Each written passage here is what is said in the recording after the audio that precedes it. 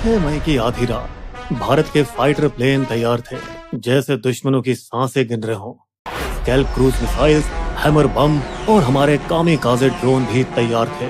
पिछले 12 दिनों से एक सीक्रेट कंट्रोल रूम में NSA अजित डोभाल की निगरानी में देश के सबसे घातक दिमाग मिशन बना रहे थे, एकदम चुपचाप मगर जानलेवा। टारगेट थे POK और पाकिस्तान के आतंकी अड्डे। एक एक इंच की खबर सटीक तरीके से रखी गई थी। 2 हफ्ते पहले उन हरामी आतंकवादियों ने कहा था, तो जाके मोदी को बता। लेकिन अब प्रधानमंत्री का जवाब साफ था, देश की बेटियों के संदूर की कीमत तुम्हें चुकानी होगी पाकिस्तान। एक मिशन उन भारतीय महिलाओं के बदले और न्याय के लिए, जिनके पहलगाम आतंकवादी हमले में सुहाग उजड़ गए। ऑपरेशन सिंदूर, वायुसेना, नौसेना और थल सेना का ऐसा जोड़ जो दुश्मन को उसके सपने में भी दिखे और उसकी नींद उड़ा दे। मई सा रात 1 बजे से 1:30 बजे के बीच हमारे लड़ाकू विमान और ड्रोन ने 24 हमले किए और आतंकवादी संगठनों LET, जैश और हिजबुल मुजाहिदीन के 9 ठिकानों को तबाह कर डाला। 4 पाकिस्तान में और 5 POK में। 70 ढेर, 60 घायल, धुआं कर दिए सारे ख्वाब इनके। इनमें सबसे बड़ा हमला था बहावलपुर में मरकज सुभान अल्लाह कैंप, जो जैश ए मोहम्मद का मुख्यालय भी था। वही संगठन जिसने 2019 पुलवामा हमले को अंजाम दिया था। इसके साथ ही अब्दुल रऊफ अजहर, मसूद अजहर का भाई, जिसने IC 814 हाईजैकिंग प्लान किया था, भारत के मोस्ट वांटेड आतंकवादियों में से एक, वो भी इसमें जहन्नुम चला गया। साथ ही मसूद अजहर के घर में उसके परिवार के 10 सदस्य और 4 करीबी सहयोगी भी ऊपर निकल लिए। फिर LET मुख्यालय मुरीद के, जहां 26/11 मुंबई हमले के दोषी अजमल कसाब और डेविड हेडली की ट्रेनिंग हुई थी, वो भी नस्तनाबूद कर दिए गए। मुजफ्फराबाद POK में शवाईद अल्लाह कैंप, एक LET ट्रेनिंग सेंटर जिनका पहलगाम हमले और 2024 में पहले के सोनमर्ग और गुलमर्ग हमलों में हाथ था, तबाह कर दिए गए। इसके साथ ही साथ ध्वस्त हो गया मरकज अब्बास, जो कि LOC से 13 किलोमीटर दूर था। इस LET कैंप में फिदाइन सुसाइड बॉम्बर्स को ट्रेनिंग दी जाती थी। अगली सुबह 7 मई 10 बजे ऑपरेशन सिंदूर नाम को आगे बढ़ाते हुए 2 महिला अधिकारियों, IAF wing commander Vyomika Singh और सेना के कर्नल सोफिया कुरैशी ने मीडिया को जानकारी दी, हिंदू मुस्लिम एकता की मिसाल देते हुए। हमारी कर्नल सोफिया अकेली शेरनी थी, जिन्होंने फोर्स 18 में भारत की कमांड संभाल रखी थी, जहां बाकी देशों की फौज मर्द चला रहे थे। वही नवंबर 2020 में विंग कमांडर व्योमिका सिंह ने अरुणाचल में एक जानलेवा रेस्क्यू मिशन को लीड किया, जहां मौसम बेरहम था और ऊंचाइयों से भरा था। फिर भी सब झेलते हुए उन्होंने वहां काम किया। दोस्तों, आपको बता दें, उरी के बाद 12 दिन में स्ट्राइक हुई थी। पुलवामा के बाद भी 12 दिन में बालाकोट को उड़ाया गया था और अब पहलगाम के 14 दिन बाद आया ऑपरेशन सिंदूर, अब तक की सबसे बड़ी और घातक स्ट्राइक। दोस्तों, पाकिस्तान बौखला गया है। उसके इंटरनेट के जोकरों ने अफवाह उड़ाई, राफेल गिरा दिया, इंडियन आर्मी बेस तबाह हो गया। पर दोस्तों, PIB ने 2-2 कह दिया है, सब फर्जी है, झूठ का पुलिंदा है। और अटैक के सिर्फ 1 घंटे बाद ही पाक आर्मी ने LOC पार से कायराना बमबारी शुरू कर दी, जिसमें उनकी बौखलाहट नजर आ गई। दुर्भाग्य से बॉर्डर के गांव में 15 मासूम भारतीय मारे गए, जिनमें 4 छोटे छोटे बच्चे भी थे और एक जवान भी शहीद हुआ। तो कहीं ना कहीं ऑपरेशन की कीमत दोस्तों हमें भी चुकानी पड़ी। यहाँ सबसे बड़ी बात ये थी कि IAF ने पूरा ऑपरेशन पाकिस्तानी एयर स्पेस में घुसे बिना कर दिया, क्योंकि स्कैल्प मिसाइल की रेंज 250 किलोमीटर से ऊपर है, वहीं हैमर की रेंज 50 से 70 किलोमीटर है।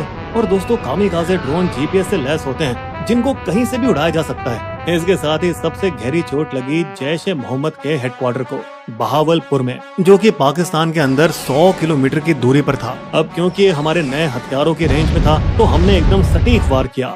यहाँ गौर करने वाली बात यह है कि भारत ने पाकिस्तानी आर्मी के किसी भी ठिकाने को छुआ तक नहीं, क्योंकि दोस्तों हमें युद्ध नहीं, इंसाफ चाहिए था। लेकिन 7 से 8 मई की रात को पाकिस्तान ने फिर हरकत की। उसके ड्रोन और मिसाइलें 15 भारतीय शहरों की तरफ बढ़ी, पर हमारे सुदर्शन चक्र ने यानी S-400 सिस्टम ने खुद को बिजली जैसे एक्टिवेट किया और सारे पाकिस्तानी हथियारों को हवा में ही फोड़ दिया। ये तो कुछ भी नहीं, फिर हमारे हार्पी ड्रोन निकाले गए और पाकिस्तान के HQ-9 मिसाइल लॉन्चर और एयर डिफेंस को लाहौर में ही ठिकाने लगा दिया।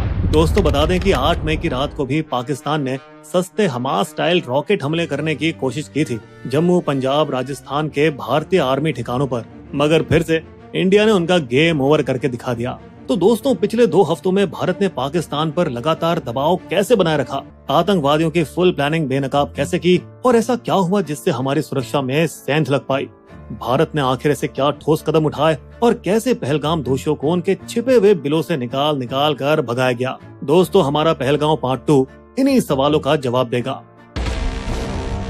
तो पहलगाम हमले के कुछ घंटे बाद ही मामला बिगड़ने लगा और आईएएफ ने राफेल जेट के साथ आक्रमण की तैयारियां शुरू कर दी। वहीं नौसेना के आईएनएस सूरत ने एक सफल सरफेस टू एयर मिसाइल का टेस्ट किया। इस सब की वजह से बॉर्डर के उस पार पाकिस्तान के पसीने छूटने लगे थे और उन्होंने पूरी फौज को अलर्ट कर अरेबियन सी में अपने मिसाइल टेस्ट किए और भारतीय विमानों को ट्रैक करना शुरू किया। दोस्तों, पाकिस्तान का एलओसी के पार बेवजह अटैक करना और उस पर हमारी फौज का धुआंधार जवाब हमले के दिन से ही जारी है। लेकिन यहाँ सबसे बड़ा ब्रह्मास्त्र तो भारत ने निकाला इंडस वाटर ट्रीटी का पानी बंद करके, जिसकी वजह से लगभग 80% पाकिस्तान सूखा पड़ सकता है, खासकर पंजाब और सिंध जैसे इलाकों में जहाँ खेती इसी पानी पर टिकी है। और ये कोई छोटी बात नहीं है दोस्तों, क्योंकि 1960 की इंडस वाटर ट्रीटी आज तक कभी नहीं तोड़ी गई, न ही युद्ध के समय और न ही आतंकी हमलों के बाद। मिट्टी हटाने के बहाने भारत ने चिनाब नदी के बहाव को इस कदर रोक दिया कि पानी अब सिर्फ 1.5 फीट रह गया है, जिससे लोग अब पैदल नदी पार करने लगे हैं। इस मास्टर स्ट्रोक के चलते भारत ने झेलम और चिनाब नदियों पर 5 नए पावर प्रोजेक्ट्स को फास्ट ट्रैक पर डाल दिया है, जिन्हें पूरा होने में 3 से 5 साल लग सकते हैं। दोस्तों, आपको बता दें कि अब तक ये सब करने के लिए ट्रीटी के तहत पाकिस्तान की मंजूरी लेनी पड़ती थी, लेकिन इस बार कतई नहीं। इंडिया फिर से झेलम नदी पर बांध शुरू करना चाहता है ताकि पानी के फ्लो को कंट्रोल किया जा सके और वो पीओके या पाकिस्तान में अपनी मर्जी से बाढ़ या सूखा ला सके। बता दें कि भारत में रह रहे पाकिस्तानियों को वापस घर भेज दिया गया है और बाघा अटारी बॉर्डर भी सील कर दिया गया है। इतना सख्त रवैया अपनाया गया है कि एक सीआरपीएफ जवान को बर्खास्त तक कर दिया गया जब उसने एक पाकिस्तानी महिला से शादी की बात को छुपाया था। दिल्ली में पाकिस्तानी एम्बेसी में जो भी फौजी अफसर थे, सबको वापस भेज दिया गया और भारत ने अपने 25 अफसर भी इस्लामाबाद वाली एम्बेसी से वापस बुला लिए। इस पर पाकिस्तान ने अपना एयर स्पेस बंद कर दिया और भारत ने भी यही कदम उठाया, मगर इससे भारतीय एयरलाइनों को हर महीने 300 करोड़ का एक्स्ट्रा खर्च आएगा, क्योंकि अब उसे पाकिस्तान के आसपास से अपनी उड़ानों को मोड़ना पड़ेगा। लेकिन 2019 में पुलवामा के बाद भी उन्होंने 700 करोड़ रुपए का नुकसान उठाया था, फिर भी उन्होंने राष्ट्रीय हित में ये नुकसान हंसकर झेला था। व्यापार को बंद करने के साथ ही भारत ने पाकिस्तान के साथ सभी इंपोर्ट और एक्सपोर्ट पर रोक लगा दी है। और अब क्योंकि भारत पाकिस्तान को दवाइयां बनाने का 60% कच्चा माल और जरूरी केमिकल सप्लाई करता था, इसीलिए अब पाकिस्तानियों की वाट लगने वाली है, क्योंकि अब वहाँ दवाइयों की कीमत 10 गुना तक बढ़ जाएगी। इसके बदले में पाकिस्तान ने 1972 का शिमला समझौता होल्ड पर रख दिया है। वो समझौता ही इतना मजाकिया है, जैसे पाकिस्तान का दावा है कि वो आतंकवाद को सपोर्ट नहीं करता। इस तरफ भारत लगातार अमेरिका, चीन, रूस, यहाँ तक कि सऊदी अरब और यूएई पर दबाव डालने की कोशिश कर रहा है ताकि वे पाकिस्तान को हथियार और पैसे देना बंद करें और उसे दुनिया के सामने एकदम अलग थलग कर दें। इन सब चीजों ने पाकिस्तान में इतनी खलबली मचा दी है कि हाफिज सईद के घर के बाहर सुरक्षा बढ़ा दी गई है और स्पेशल सर्विस ग्रुप के कमांडो को तैनात कर दिया गया है। दोस्तों, बता दें कि पीओके पहले ही कई दिनों से इमरजेंसी में था, जहां 1000 से ज्यादा मदरसे सावधानी के तौर पर बंद कर दिए गए थे। वहीं चकोटी जैसे गांव में, जो सीमा से सिर्फ 3 किलोमीटर दूर है, वहां माता पिता बच्चों को अंदर बंकरों में डालकर उन्हें मजबूत किया जा रहा था। और इन सब के बीच हमारी एनआईए ने पूरा जोर लगा रखा है अपनी डिजिटल जासूसी से आतंकियों के मुजफ्फराबाद और कराची के खुफिया अड्डे ट्रैक किए हैं और खुलासा किया है कि कैसे टीआरएफ के मास्टरमाइंड कसूरी ने 2 लोकल कश्मीरी अनंतनाग से आदिल ठोकर जिन्हें लीडर बनाया और सोपोर के आसिफ शेख को उसका साथी।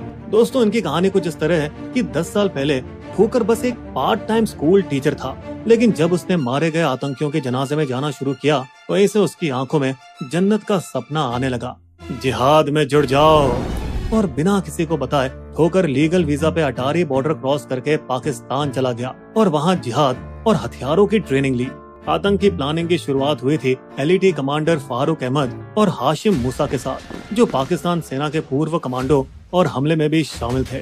पहलगाम हमले के 8 महीने पहले अक्टूबर 2024 में ठोकर ने ही पाकिस्तानी आतंकी हाशिम मूसा और तलहा को लेटेस्ट हाईटेक हथियार के साथ एलओसी पार कराई गई। फिर उनको जम्मू के पूंछ रजौड़ी सेक्टर के मुश्किल रास्तों से कश्मीर में घुसाने में मदद कराई गई। मुगल रोड के घने जंगलों से वे जंगल के बहुत अंदर जाकर छिप गए। अपने झूठे नाम मूसा और यूनुस के जरिए वे चाइनीज ऐप पे बात करने लगे ठीक वैसे ही जैसे पुलवामा हमले के दौरान किया गया था।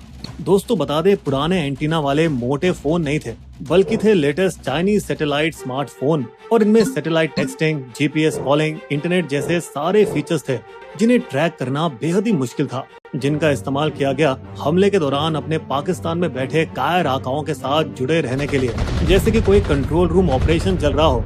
ये कुछ वैसा ही था जैसे 26/11 मुंबई हमलों में हुआ था।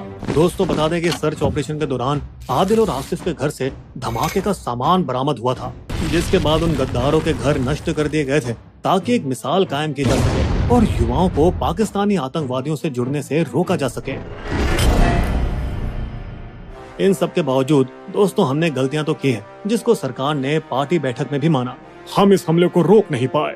हमने गलती कर दी बिना सिक्योरिटी को बताए बेसरन को इस साल जल्दी खोलकर। बेसरन को इस साल जल्दी खोल दिया गया बिना सिक्योरिटी को बताए। लेकिन दोस्तों रिपोर्ट्स कहती है कि बेसरन तो साल के ज्यादातर टाइम खुला ही रहता है, सिर्फ बहुत ज्यादा बर्फ पड़ने पर ही बंद होता है। यहाँ समस्या दरअसल ये थी कि सबसे पास का चेक पोस्ट भी बहुत दूर था, पहाड़ी के बेस पर 10 से 11 किलोमीटर दूर, जहाँ राष्ट्रीय राइफल आरआर की 3री बटालियन और सीआरपीएफ की 116वीं बटालियन तैनात रहती है। इसी वजह से ऊपर बेसरन पर फोर्स काफी देर बाद पहुंची, क्योंकि पहले 2.5 किलोमीटर तो एटीवी और बाइक से कवर किए गए, लेकिन अगले 4.5 किलोमीटर उन्हें कीचड़ और दलदल में भागते हुए कवर करना पड़ा। दोस्तों बता दें कि रॉ और आईबी ने अप्रैल की शुरुआत में ही अलर्ट जारी कर दिया था, लेकिन कहीं और का। श्रीनगर और पहाड़ियों के पास संदिग्ध लोग देखे गए हैं, टूरिस्टों पर हमला हो सकता है। जिसके बाद सुरक्षा बलों ने तेजी से कार्रवाई की। दाचीगाम नेशनल पार्क और श्रीनगर के निशात बाग क्षेत्र में 2 हफ्तों के लिए गश्त बढ़ा दी गई। दोस्तों यहाँ सोचने वाली बात है कि क्या हमले की योजना 19 अप्रैल के लिए बनाई गई थी, जब हमारे प्रधानमंत्री कटरा से श्रीनगर की पहली ट्रेन शुरू करने के कार्यक्रम में गए थे, जिस योजना को आखिरकार खराब मौसम की वजह से रद्द कर दिया गया। और क्या यही वजह थी कि फिर आतंकवादियों ने अपना टारगेट बदलकर बेसरन मैदान को बना लिया। वे 20 और 21 अप्रैल को आम कपड़ों में वहाँ रहकी करते रहे, जबकि सुरक्षा बल श्रीनगर में उनकी तलाश कर रहे थे। और दोस्तों बिना किसी सुराग के श्रीनगर में तलाश को उसी सुबह बंद कर दिया गया जिस सुबह पहलगांव में हमला हुआ था, जिसकी कोई जानकारी नहीं थी। दोस्तों बता दें 2016 के पठानकोट हमले के बाद 778 किलोमीटर एलओसी पर घुसपैठ रोकने के लिए हाईटेक सुरक्षा सिस्टम CIBMS लगाया गया था, जिससे बॉर्डर की निगरानी मजबूत हुई थी और आतंकियों के छुपे हुए ठिकानों का पता लगाने के लिए ड्रोन से निगरानी की जा रही थी, जो कि पीर पंजाल के घने जंगलों की वजह से पूरी तरह से नाकाम हो गई। वहीं बेसरन जैसे हाई रिस्क जोन में ना तो कोई कैमरा था, ना ही कोई ड्रोन, और तो और 2020 में चीन के साथ झड़पों के चलते 3री राष्ट्रीय राइफल आरआर को पूर्वी लद्दाख में भेजना पड़ गया था, और उसी दौरान उसका कुछ हिस्सा दोबारा बेसरन के पास मुगल रोड के इलाके में तैनात किया जा रहा था जब ये घटना हुई थी। और इसी वजह से पिछले 5 सालों से बेसरन घाटी के आसपास मुगल रोड के 10 किलोमीटर के बफर जोन की सुरक्षा सिर्फ 116वीं सीआरपीएफ बटालियन ही संभाल रही है। और इसी सिक्योरिटी गैप का फायदा उठाकर आतंकियों ने पीर पंजाल के जंगल और गुफाओं में अपने अड्डे बना लिए थे, जिसके बाद ये साफ नजर आ रहा था कि कैसे दोनों चीन और पाकिस्तान से लड़ने की वजह से हमारे सुरक्षा बलों को विभाजित और खींच दिया गया था। और ऊपर से सरकार ने जब कोरोना के दौरान फौज की भर्ती बंद की तो सेना में 1.2 लाख जवानों की कमी भी हो गई थी। लेकिन दोस्तों सुधार के कदम शुरू हो चुके हैं। पहलगाम के 17-18 सबसे खतरे वाले पॉइंट्स पर सीआरपीएफ के चेकपोस्ट और ड्रोन सर्वेलेंस लगाए जा रहे हैं, और 72वीं इन्फेंट्री डिवीजन ने लद्दाख में राष्ट्रीय राइफल्स की जगह ले ली है, ताकि इसे पूरी तरह से जम्मू में फिर से तैनात किया जा सके, जो कि बढ़िया है, लेकिन थोड़ा लेट है। फिर भी पुराने जमाने की तरह जंगलों में लगातार गश्त और स्थानीय मुखबिरों का होना ही इसका समाधान है, क्योंकि सब कुछ शुरू हुआ एक छोटी सी चोरी से, जब पाकिस्तानी आतंकवादियों ने कुछ टूरिस्ट की लाशों से 2 मोबाइल चुरा लिए थे। हाँ, वही मोबाइल जो बने भारत की सुरक्षा एजेंसियों के सबसे बड़े सुराग, जिसकी मदद से उन्होंने आतंकियों को ढूंढ निकाला अनंतनाग के हपटनार गांव के पास के घने जंगलों में। लेकिन दोस्तों वो जंगल का रास्ता खतरनाक था और हमारी सेना के पहुंचने से पहले ही आतंकी एक बार फिर गायब हो गए। फिर कुछ दिन बाद हमारे सुरक्षा बलों ने उन्हें फिर ढूंढ निकाला और कुलगाम के जंगलों में हुआ एनकाउंटर, लेकिन आतंकी फिर से तूफान के धुएं की तरह गायब हो गए। इस बार खास बात ये थी कि पहले जैसे ये लोग गांव वालों के घर में जबरदस्ती घुसकर खाना खाते थे, अब भूखे आतंकी डिनर टाइम पर घरों में घुसकर जल्दी से रोटी चावल उठाकर भाग जाते हैं, जिससे ये पता चलता है कि कई स्थानीय कश्मीरी इन आतंकवादियों का समर्थन नहीं कर रहे, बल्कि सुरक्षा बलों को जानकारी देने में मदद कर रहे हैं। यहाँ तक कि वे मोमबत्ती लिए आतंकी हमले का विरोध भी कर रहे हैं, जो पहले कभी नहीं हुआ। इंडियन नेवी के लेफ्टिनेंट विनय नरवाल की पत्नी, जिनकी इमेज वायरल हुई थी, वह भी इनके समर्थन में आई। मुझे बस शांति चाहिए, मुस्लिमों और कश्मीरियों के प्रति कोई नफरत नहीं फैलनी चाहिए।